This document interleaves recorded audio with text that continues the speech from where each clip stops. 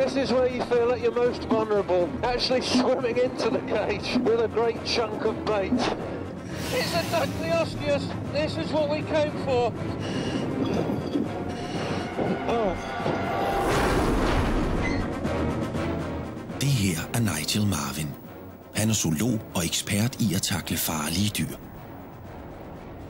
Men hans nyeste eventyr sætter hans mod på store prøver. Han har forladt det 21. århundredes tryghed og er rejst tilbage i forhistorien. Han har sat sig for at besøge alle tiders 7 farligste have og at stå ansigt til ansigt med de mest skræmmende havdyr, der har levet på vores planet. Foreløbig har han dykket i 3 af de farlige have, og det bliver kun værre herefter.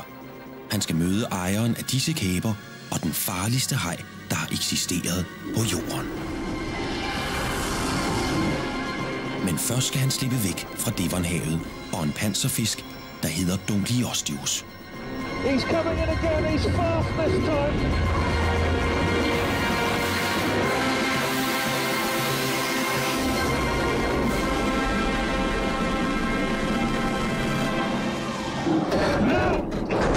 Slam the cage again.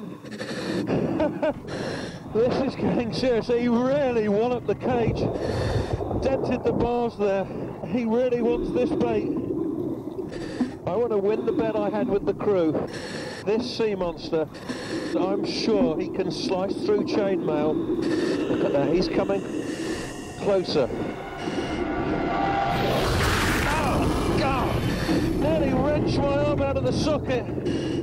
And it is chomping through that, slicing through it, chainmail and all. And I have won my bet. There's a little Dactyosteius here, right underneath me. He's looking for little tidbits. These armoured fish, they flourished for around 50 million years, then all of them became extinct. Wow! Wow! Listen to that. It makes you shudder. The big predator is crunching through that juvenile, crunching through the plates. Der fik Dactyosteius vist os sit sande jeg. Den er ikke bare en rovfisk, den er også kannibal. Og en ægte grovæder.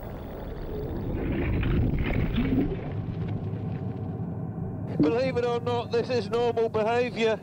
The Dactyosteius isn't being sick, but a fish like this that feeds on armoured food needs to get rid of the indigestible bits, and it's regurgitated the bits of fish armour, and in this case the chainmail, and this is perfectly normal. Normalt for 360 millioner år siden måske. Men der er ikke tid til at slappe af. De er endnu ikke halvvejs igennem deres rejse til forhistoriens farligste have. Forude venter yderligere 4 skræmmende oplevelser. Nu skal Nigel og hans tidsrejsehold rykke meget tættere på vore dage. Kun 36 millioner år tilbage i tiden. Midtvejs mellem dinosaurernes uddøen og i dag. Her kan vi støde på et af de grummeste havpattedyr, der har eksisteret.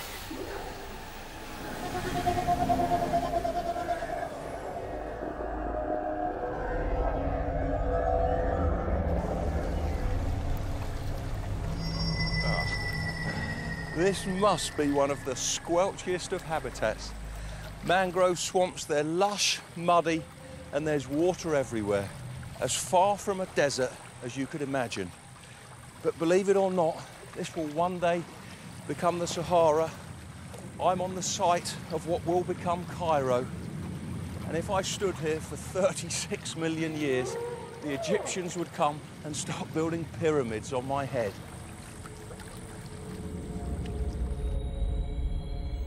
Eocæn er den periode, hvor pattedyrene trænger frem.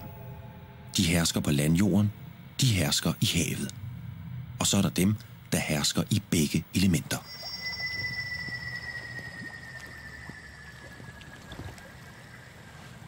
These these look really promising. Look, the feet have splayed out just like a camel's to support the weight, spread the weight so they don't sink into the sand. But it's a really curious track. Look, they're widely spaced.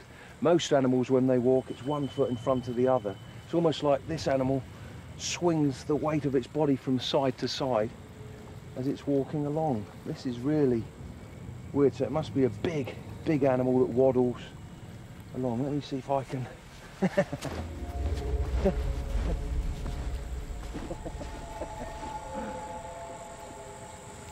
Every tracker's dream, look. A pile of fresh dung.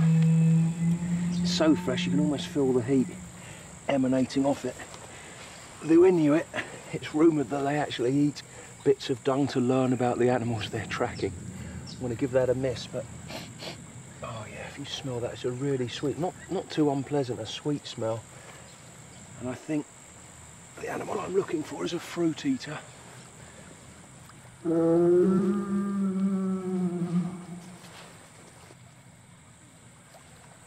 on. Keep quiet. It's the only animal that waddles like that. It is a surreal creature with a funny name. It's called an Søuhyrer.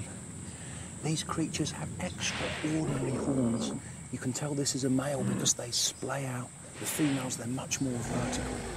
And this is what he uses for defence and for fighting. I've got disadvantages to look. He's looking at me now, but he can't look because the horns are actually covering his eyes. He knows we're here, but he's not approaching or anything, not running away. He's edgy, but I really want to get a closer look.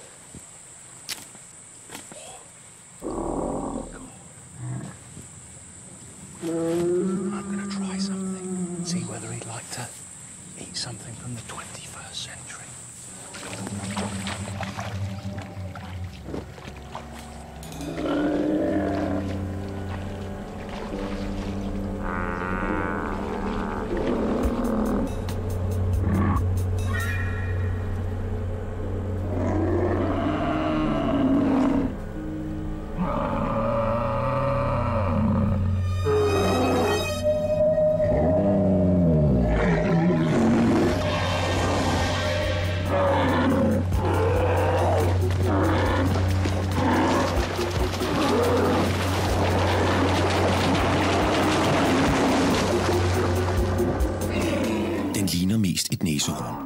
Men dette pattedyr er faktisk mere i familie med elefanten, og dens levevis er mest som flodhestens.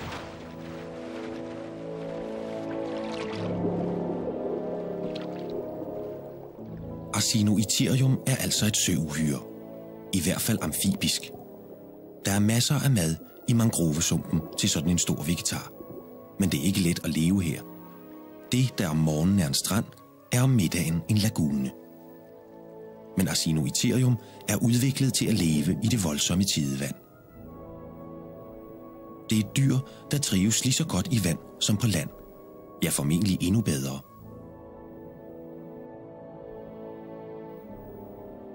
Eocæn er en afgørende periode for pattedyrene. Nye arter har udviklet sig, som er totalt tilpasset livet i havet. Her er nogle af dem. Dorodon. En ældgammel hvalart. Og det er hvaler Nigel er kommet for at kigge på. Men ikke småkravl som dem her.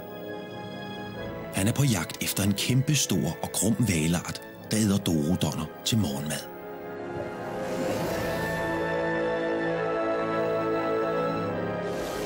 Så nu må de prøve at finde den tyran, der hersker i havet her.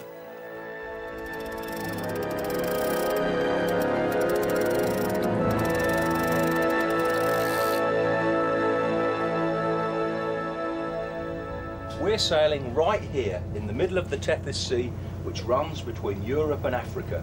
This is a pretty unfamiliar map because it's not like this in the 21st century. This sea closes up and dries up, and we're actually sailing over what will become the Sahara Desert. And this is the monster that we're looking for. Basilosaurus, that name means king lizard, because when these fossils were first found in 1832, they were thought to be giant reptiles. But this is in fact a primitive whale. Here's an artist's impression from around 1960, and as you can see, they thought Basilosaurus were very reptilian too, just like sea serpents or even the Loch Ness monster.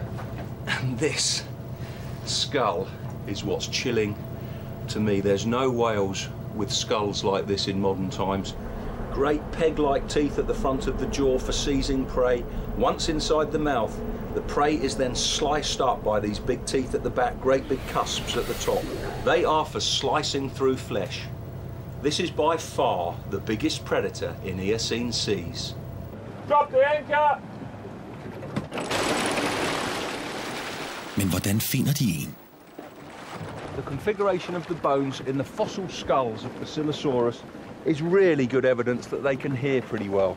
Modern whales, they are so noisy, and we're hoping that Basilosaurus is just the same. We've got underwater recording equipment here, and if we can eavesdrop on their conversations, we should be able to locate where the whales are.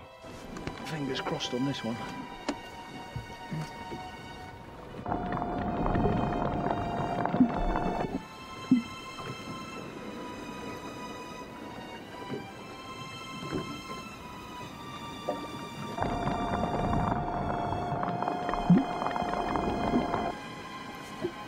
Nothing, it's just shrimps and fish, isn't it? No whales there. Nothing there. Let's move off somewhere else. Okay.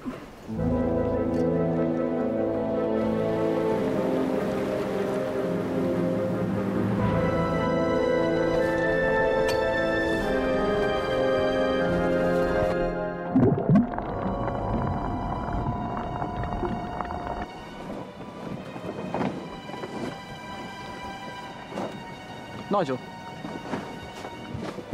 I think we've got something there. Oh, that is spooky. It's definitely a whale. Definitely. And maybe we found Basilosaurus.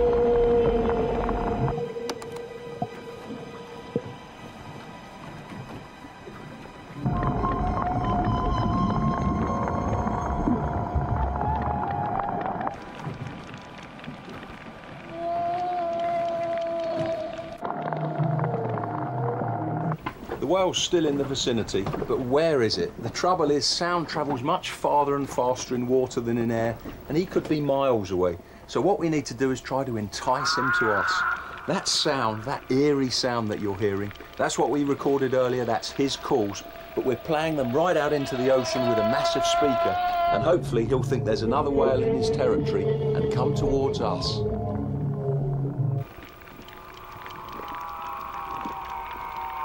Videnskabsmænd har prøvet dette med moderne hvaler. Med blandet succes. Men det er deres bedste håb om at lokke en Basilosaurus til. Getting louder, as loud as it's ever been.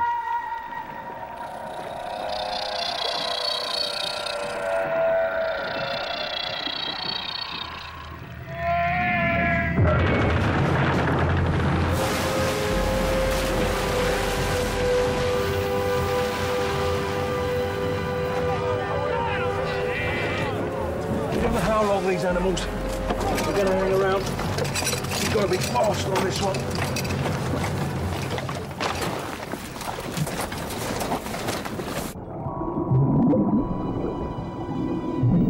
Nigel har ingen idé om, hvad han vil finde.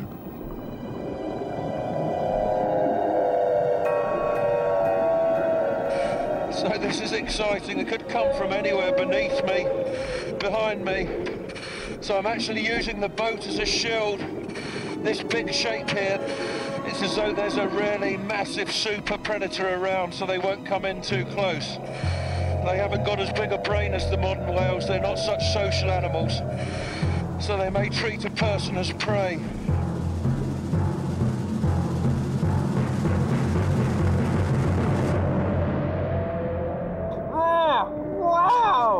Og der var den så.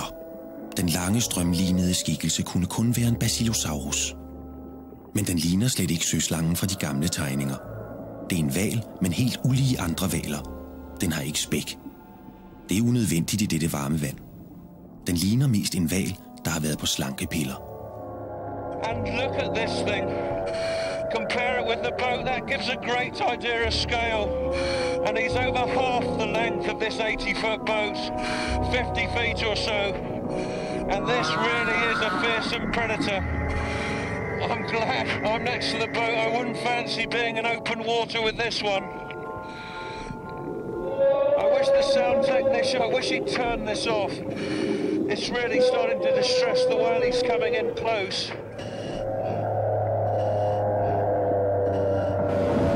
Wow.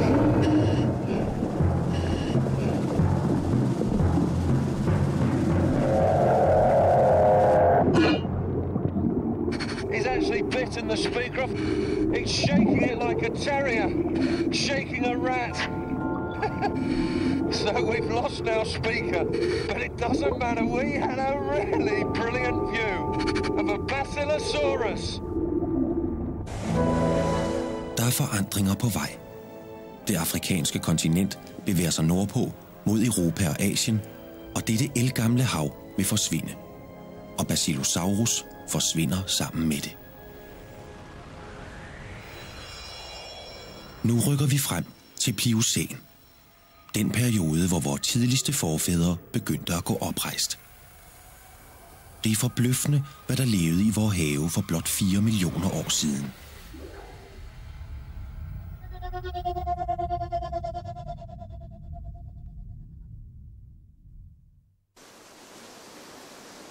We're in Peru, right on the rim of the Pacific Ocean.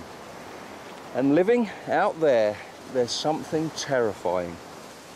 So if you're afraid of sharks, you'll be a gibbering wreck when you see what we're going to try next. Look, the most famous jaws in history are great white sharks. I've swum with those in the open ocean, but they're minnows in comparison to the prehistoric shark I'm hoping to meet, Megalodon, the biggest carnivorous fish that's ever lived. That name, Megalodon, what it means big tooth. And I don't think I need to explain why.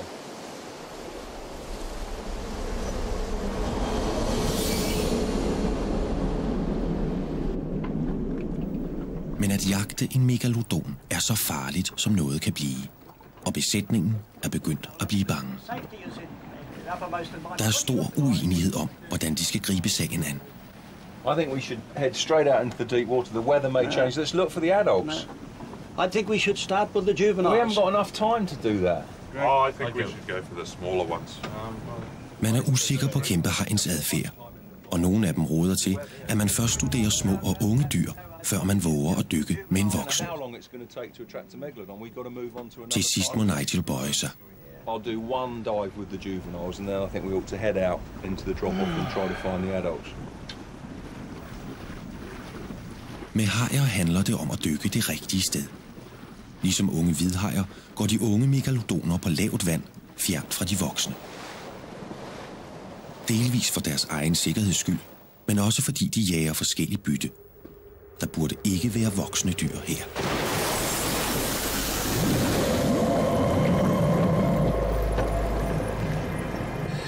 I'm hugging the kelp here.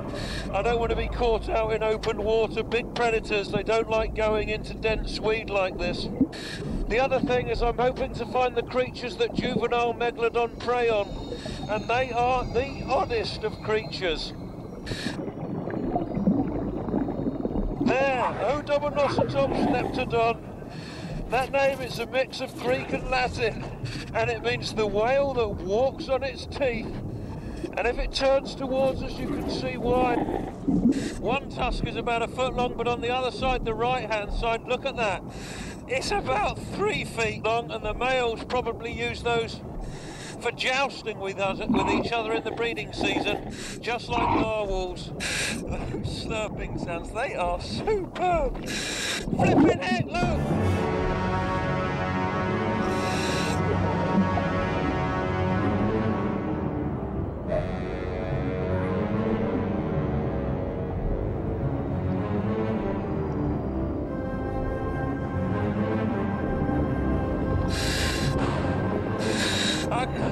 Take my eyes off that. The biggest great white shark ever was just over 20 feet long.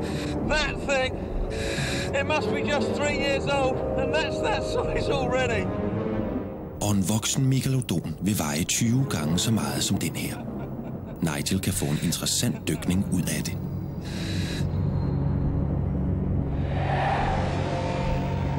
De har set de unge dyr, men er ikke blevet meget klogere på dem. Nigel vil specielt gerne se, hvordan de jager. I stedet for at vente i timevis på et angreb, beslutter de at fremprovokere et. This Odobenocetops, it wouldn't fool you or me, but hopefully as a decoy it will fool the juvenile megalodons. If they're anything like great whites, when they see this in silhouette at the surface, they should come up to investigate, and it will enable us to learn a bit more about them.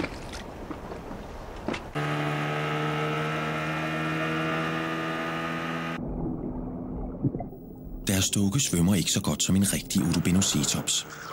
Men det generer åbenbart ikke de unge hajer. Efter et kvarters ventetid får deres kamera sit livs chok.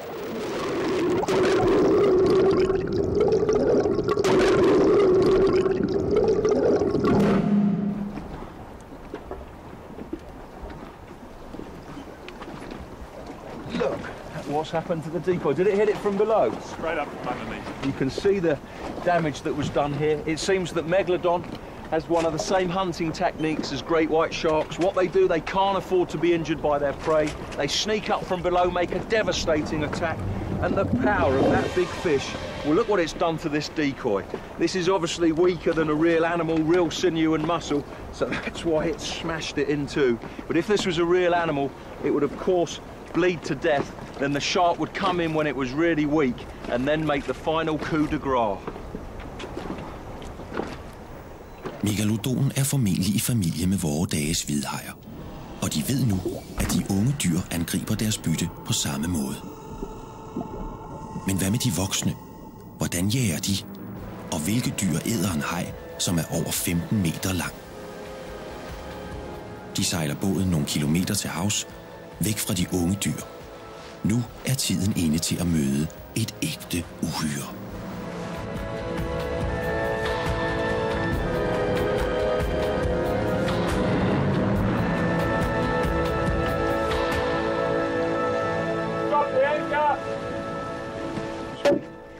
Anyone who's tried to get close to sharks knows this eye-watering stench. It's the smell of chum. That's a mix of fish blood, fish oil, bits of fish pieces. What we're going to do is throw that over the side. There'll be a trail of odour which will go for miles in the current. A megalodon will smell that and start zigzagging towards the boat. When it gets close, we've also got this amazing delicacy for it, a great big bag of fish chunks, and that should entice it and keep it around the boat. And if they do come, what we've got here is shark cam. There's a little camera inside this. We want to get an insight into the world of the megalodon. I've got to get close enough to attach it to the base of the massive dorsal fin of a megalodon. It won't hurt the shark. This will dissolve in a couple of days. The camera will pop up to the surface and then we'll find it and hopefully get some insight into the behaviour of the wild megalodon.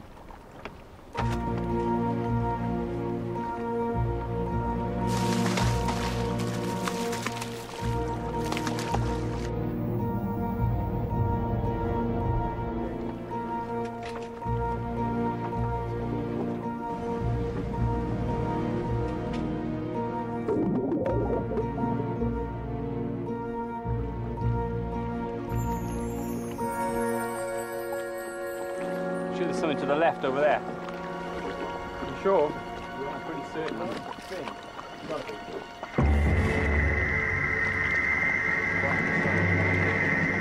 Look at that thing. It can't be anything else but an adult megalodon. It's more like a sail than a fin, and what we've got to do now is get the cage into the water.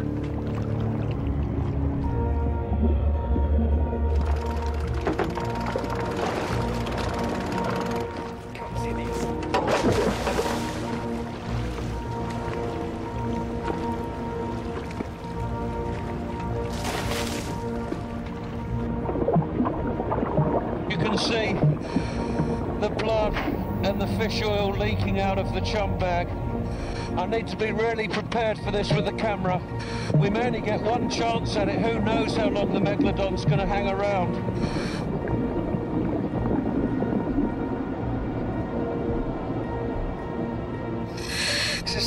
I'm scared.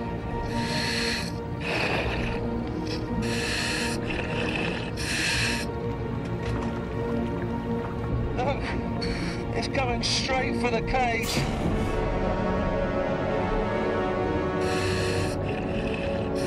Oh, my word.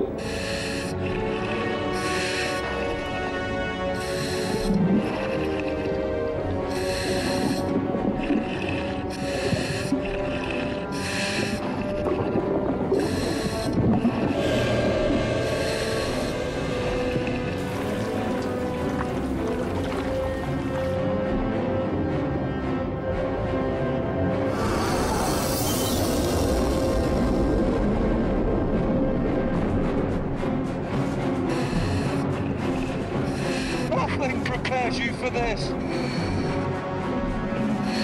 I feel like just shooting to the surface and getting out of this cage, but I gotta pull myself together.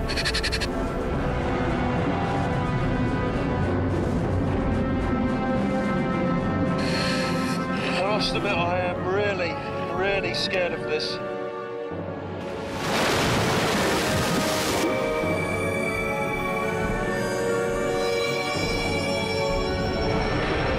Like he's taking a pass now where he's going to be really close. And let's see whether I can get the short cam on.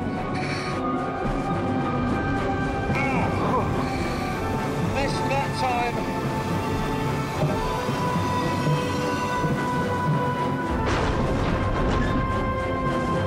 Oh, I've got to get the camera onto the fin.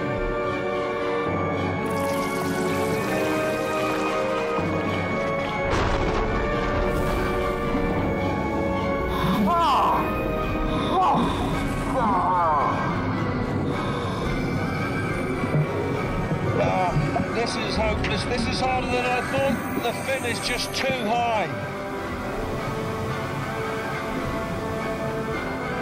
And he's coming straight at the cage.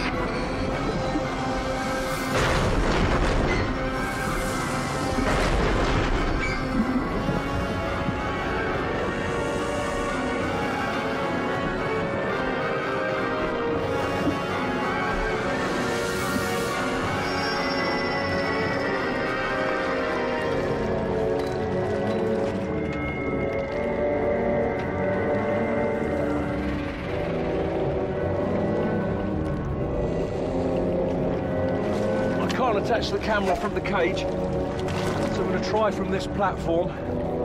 The chum ball, don't put it over the side, keep your eye on the shark, so you can get it in a line along here, please, and I'll be ready.